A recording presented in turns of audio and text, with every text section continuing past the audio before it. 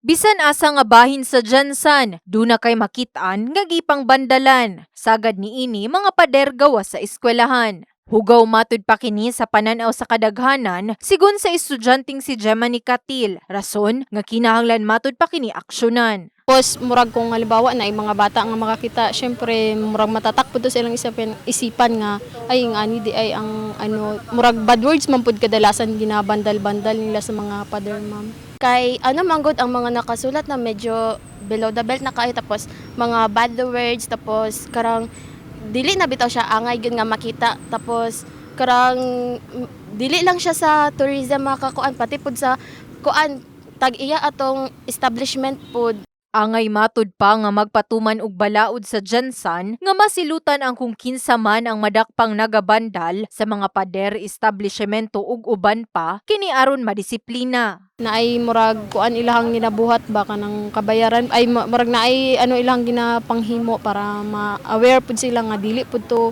angay buhaton para madisiplina pud sila as well. First pa lang nila nga gihimo ipa-community service sa sila and after kung giulit pa gyud nga giulit nila kay dito na mag ano ng like penalty or ikulong sa sila tapos para matagam pud sila bas lang gipanghimo.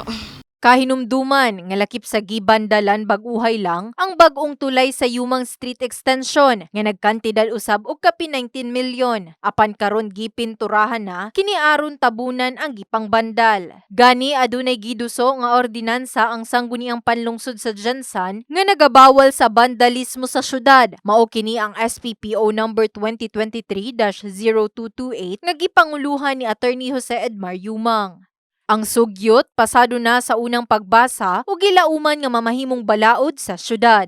In the heart of changing lives. Kini si Brigada Liza Labajo sa Brigada News Jansan, Brigada News.